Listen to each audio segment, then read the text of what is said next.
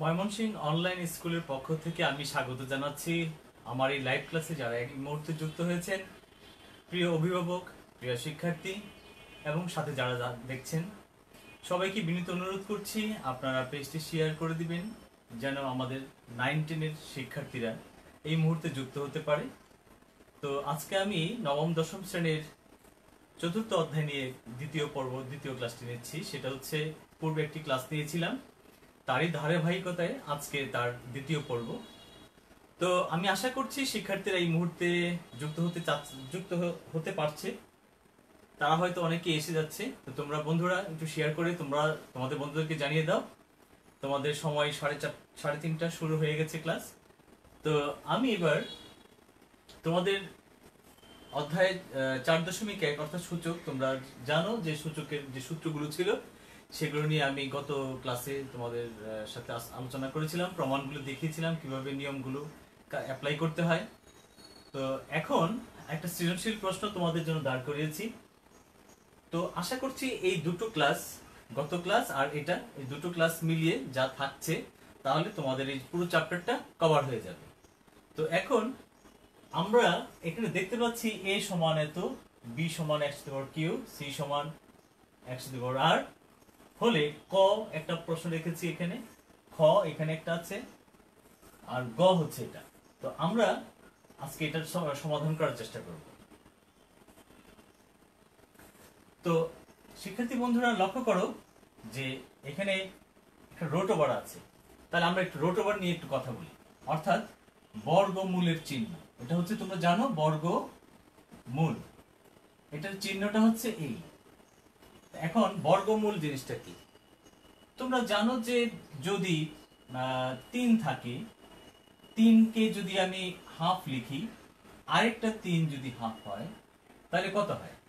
আমরা তো সূচকের নিয়মে জানি বেস যদি 1 হয়, বেস যদি 1 হয় তাহলে কি হয়? পাওয়ার দুটো যোগ হবে, তাহলে এত যোগ 1, তাহলে 3 2 1 1 2 হয়ে যাবে। এখানে কত থাকলো? 1। অর্থাৎ এই যে 3 হয়ে গেল, এটা হাফ এবং হাফ গুণ করার পরে দুটো সংখ্যা আমি এখানে 3 পেলাম। তো এটাকে এই যে হাফ হয়ে গেল, এটাকে আমরা সংক্ষেপে লিখছি, আমরা লিখছি হচ্ছে 3 রুট বর্গমূলের চিহ্ন। তো এটাকে আমরা এভাবে লিখছি। তদ্রূপ যদি কোনো সংখ্যার পাওয়ার, যদি x এর পাওয়ার যদি 1/n হয়, 1/n হয়, এটাকে আমরা কিভাবে লিখব? n তম মূল, অর্থাৎ এত। তাহলে যদি এইটা হয় তার মানে কি? ঘনমূল, এটা হচ্ছে ঘনমূল, x এর ঘনমূল। এটাকে আমরা কিভাবে লিখব? এটা কি লিখব হচ্ছে x এর পাওয়ার হবে 1/3। ঘনমূলকে আমরা এভাবে লিখব, তাহলে n তম মূলকে আমরা এভাবে লিখব। তো এইটা যদি আমরা বুঝতে পারি তাহলে কি হবে? এখানে আমার আছে বর্গমূলের চিহ্ন, এখানে আছে ঘনমূলের চিহ্ন। তো আমরা এবার ক সলিউশন করার চেষ্টা করি।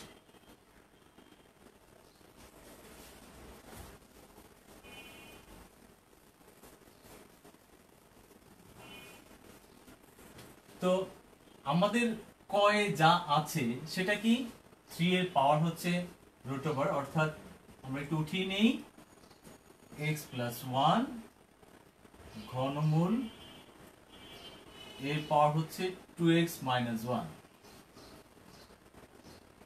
তো প্রিয় শিক্ষার্থী, তোমাদের বইয়ে এই ধরনের কিছু অঙ্ক আছে। তো এটা সৃজনশীল আকারে আমি ঢুকিয়ে দিয়ে দেখিয়ে দিচ্ছি যে এটার মতো যদি করতে পারি তাহলে ওই অঙ্কগুলো সবগুলো একই ধরনের হবে। ওকে, তো এখানে রুট ওভার আছে। তো আমরা জানি রুট ওভারের মান হচ্ছে এখানে হাফ, তাহলে 2 নিচে 1 উপরে, আর পাওয়ারে যদি গুণ হয় আমরা জানি তাহলে কি হবে? x + 1। আর এই 3 এটা কিউব রুট, অর্থাৎ ঘনমূল, এটার মান আমরা দেখেছি 1/3। তাহলে 1/3 যদি হয় 3, আর উপরে কত থাকবে? তাহলে 2x - 1।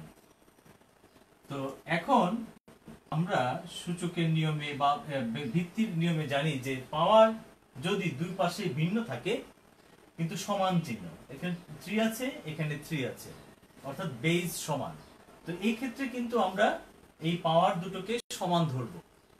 এই ক্ষেত্রে আমরা ধরবো যে বেজ দুটো সমান হওয়ার কারণে, অর্থাৎ সাধারণ বুদ্ধিতে আমরা যেটা করি সেটা হচ্ছে যদি আমরা জানি যে 2 এর পাওয়ার 4 আছে আর এখানে 2 এর পাওয়ার x আছে, তো আমরা জানি এখানে 2 এর পাওয়ার x আর এখানে হচ্ছে 2 এর পাওয়ার 4। বেজ যদি সমান হয়, এই সংখ্যাটা 4 বার অর্থাৎ 2 4 বার গুণ করলে যত হবে, তো যেহেতু এটা সমান সুতরাং এইখানে সংখ্যাটা অবশ্যই 4 হতে হবে। তো এই ক্ষেত্রে আমরা x কে 4 এর সমান ধরবো, অর্থাৎ x ইকুয়াল 4। তো এই নিয়মে আমরা বলতে পারি এত এবং এত সমান। তো এখন তো হয়েই গেল, সমাধান করে ফেলবো।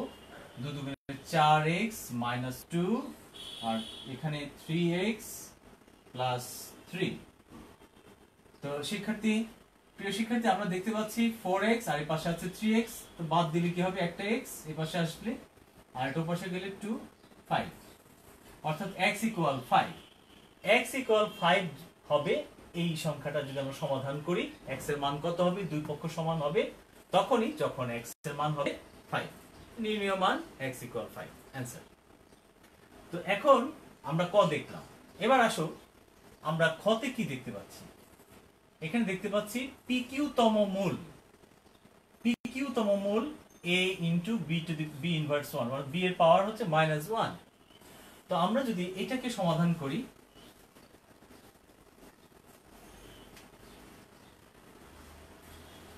তো প্রিয় শিক্ষার্থী এখানে আমাদের a এর মান দেয়া আছে, b এর মান দেয়া আছে, c এর মান দেয়া আছে, তাহলে তার মানে কি a b আমরা এখানে পেয়ে যাচ্ছি। তো আমরা যদি এবার খ এখানে মান বসিয়ে নেই, আমি এই লাইনকে এখানে করছি, তাহলে তো পি কিউ ওকে থাকলো, পি কিউ এখানে a হচ্ছে কত, x to the power p, b হচ্ছে এখানে b এর মান x to the power q, x to the power q, তার পাওয়ার হচ্ছে -1। তার চেয়ে আমরা আরেকটা কাজ করি যে সরাসরি আমরা এটাকে a ডিভাইডেড b আগে বানিয়ে নিই, তারপরে মান বসাতে সুবিধা হয়। যেহেতু ইনভার্স 1 আছে, a বাই b লিখে ফেলতে পারি। এরপর এখানে দেখো b c, তো b উপরে c এর পাওয়ার হচ্ছে -1, তার মানে c নিচে আমরা জানি তো 1 মাইনাস থাকলে সেটা 1 বাই হয়। এর পাওয়ার হচ্ছে এখানে q r, এটাকে কিন্তু আমরা এইভাবেও লিখতে পারি, q r যেহেতু এততম মূল 1 বাই q r, তো আমরা এটাকেও কিন্তু এইভাবে লিখতে পারি। তো এটাও লিখে ফেলি, তাহলে কি হচ্ছে এটা দেখাই যে 1 বাই p q। এবার এখানে c আর a ইনভার্স 1 মানে হচ্ছে 1 বাই a, সুতরাং a নিচে, এর পাওয়ার হচ্ছে 1 বাই r p। এইরকম একটা সমস্যা তোমাদের বইয়ে আছে, তাহলে কিভাবে বুঝতে পারবো আমরা, দেখো এর মানটা যদি বসিয়ে দিই হুবহু তোমাদের বইতে মিলে যাবে, x to the power p, b হচ্ছে x to the power q, তার পাওয়ার হচ্ছে 1 বাই pq। অনুরূপ b এর মান হচ্ছে x to the power q, c হচ্ছে x to the power r, এর পাওয়ার 1 বাই qr। c এর মান হচ্ছে এখানে x to the power r, আর a হচ্ছে x to the power p, এর পাওয়ার 1 বাই rp। তাহলে মান বসানো শেষ। ঠিক এইরকমই একটা অঙ্ক তোমাদের অনুশীলনীতে আছে।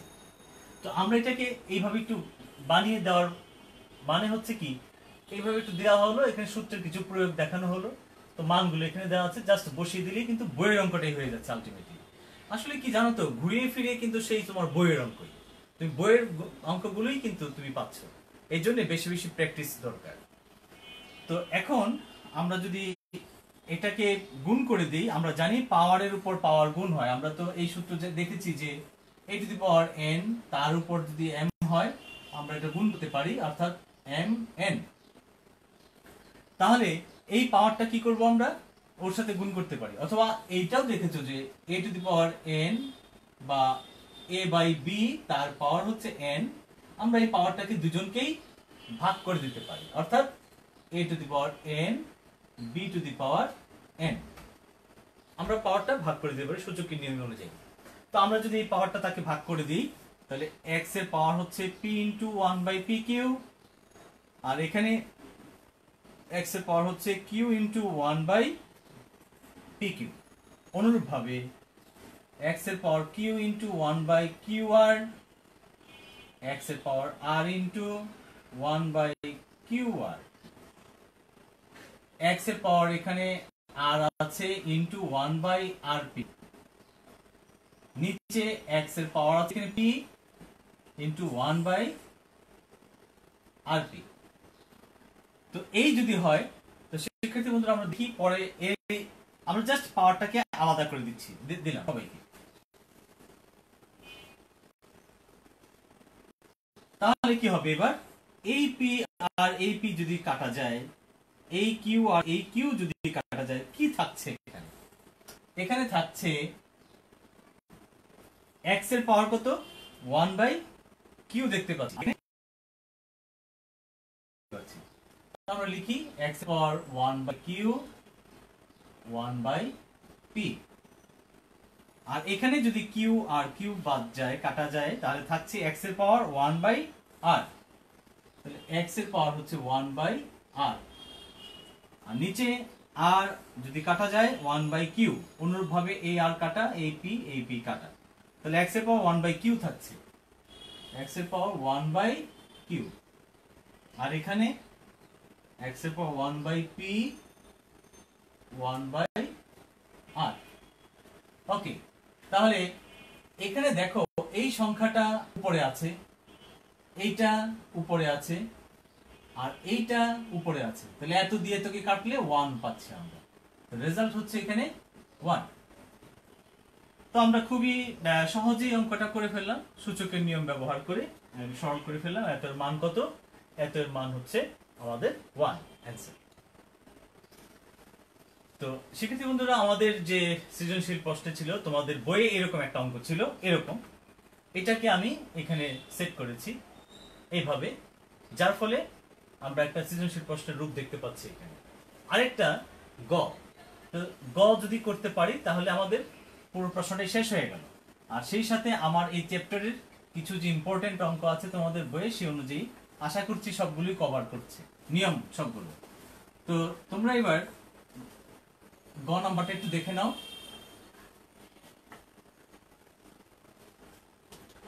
দেখো এখানে বলা হয়েছে প্রমাণ করো এত সমান 1।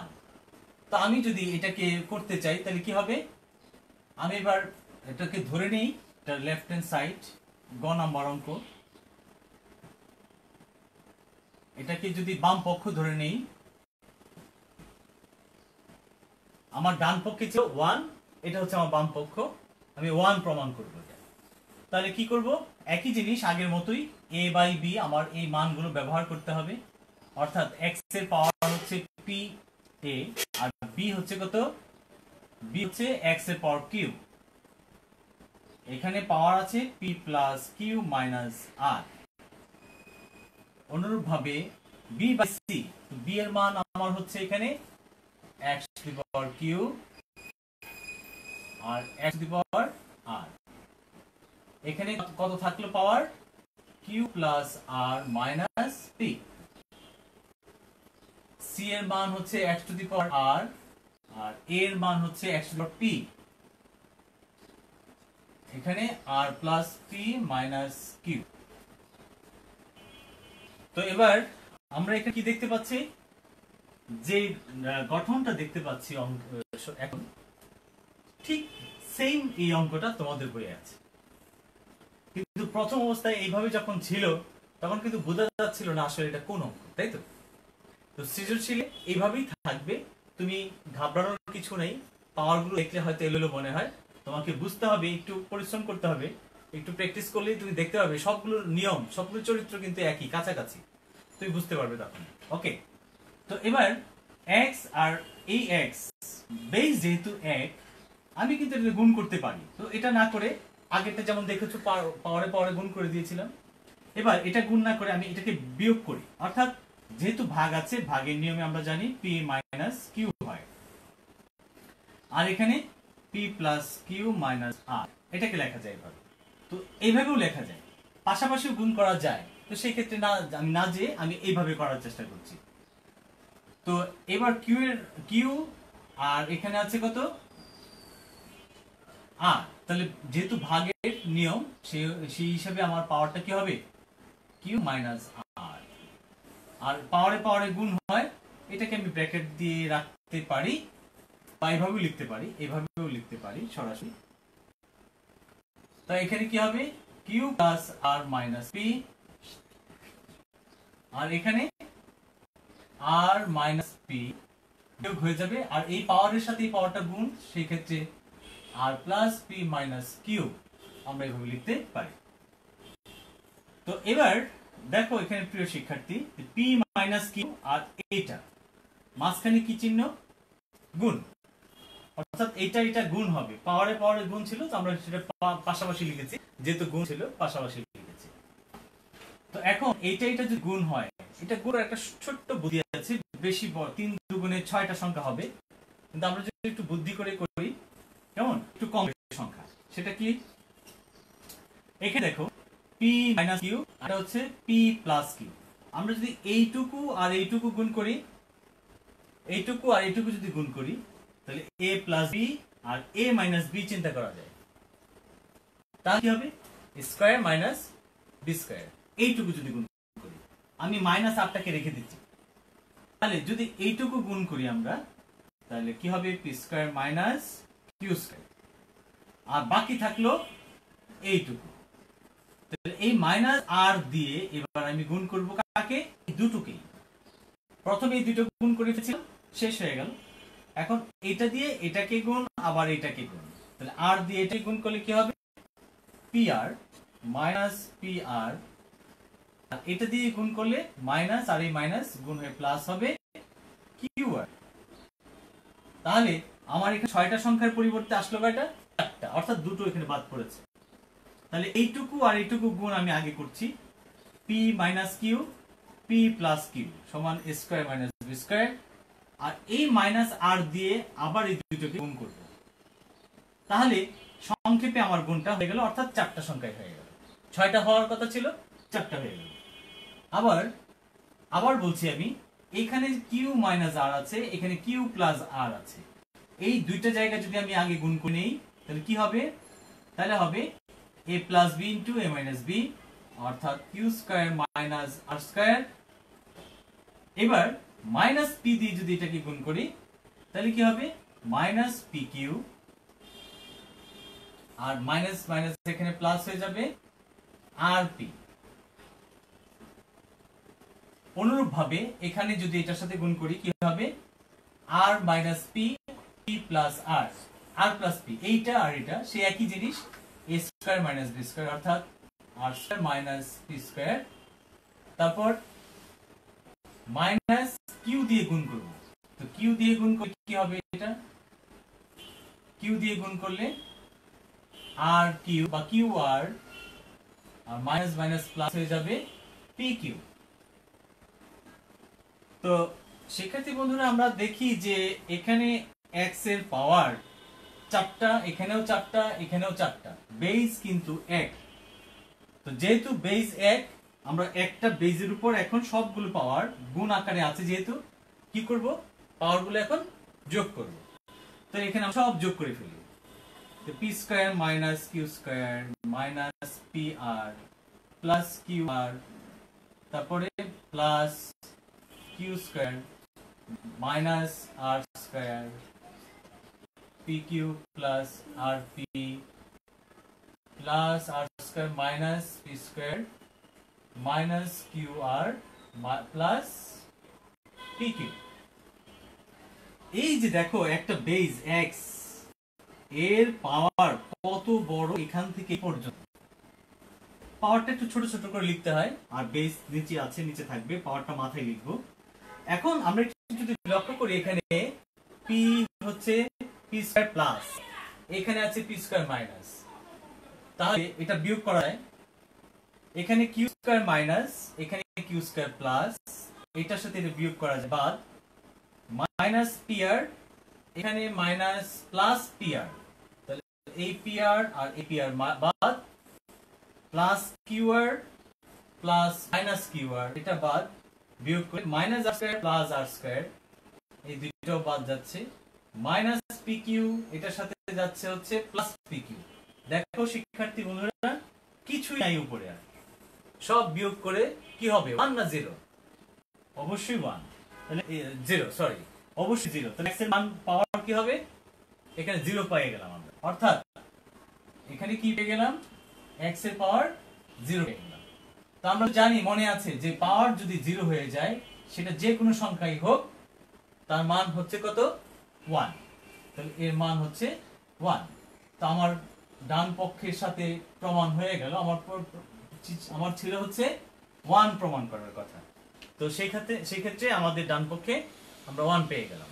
তো এখন শিক্ষার্থী বন্ধুরা লক্ষ্য করো, এই যে একটা সৃজনশীল প্রশ্ন, ক খ গ 3টা প্রশ্ন ছিল তোমাদের, প্রথম দেখে হয়তোবা অনেকের কাছে একটু আনইজি লাগছিল যে এগুলো কি, এত এত সংখ্যা কিভাবে আমি ম্যানেজ করব, পাওয়ার গুলো এতগুলো কিভাবে। দেখো প্রত্যেকটাই কিন্তু তোমার বইয়ের অঙ্ক, এটা ছিল বইয়ের অঙ্ক, আগেরটাও বইয়ের অঙ্ক ছিল। তা আমি এগুলোকে একটু জাস্ট এইভাবে সাজিয়েছি, তোমাদের সৃজনশীল আকারে সাজানোর পরে আমরা দেখলাম যে মান বসানোর পরে বইয়ের অঙ্কগুলো হয়ে গেল চেহারাটা। তো তোমাদের এই ধরনের প্রশ্নই থাকবে, সমস্যাগুলো এরকমই হয়। তো একটু বেশি বেশি প্র্যাকটিস করবে, তোমাদের টেস্ট পেপার আছে, সেই টেস্ট পেপার জোগাড় করবে, যদি নাও থাকে সেই টেস্ট পেপার দেখে দেখবা যে বিভিন্ন অনেক প্রশ্ন আছে, তোমরা প্র্যাকটিস করবে এগুলো। তো বইয়ের যে সীমিত অঙ্কগুলো আগে এগুলো ভালো করে নাও, আর সৃজনশীল প্রশ্নগুলো তোমরা একটু প্র্যাকটিস করো। আশা করছি সূচকের নিয়মে অঙ্কগুলি তোমাদের এই 2টা ক্লাসের মাধ্যমে কভার হয়ে গেল। সবাইকে ধন্যবাদ জানিয়ে আমি বিদায় নিচ্ছি। ধন্যবাদ।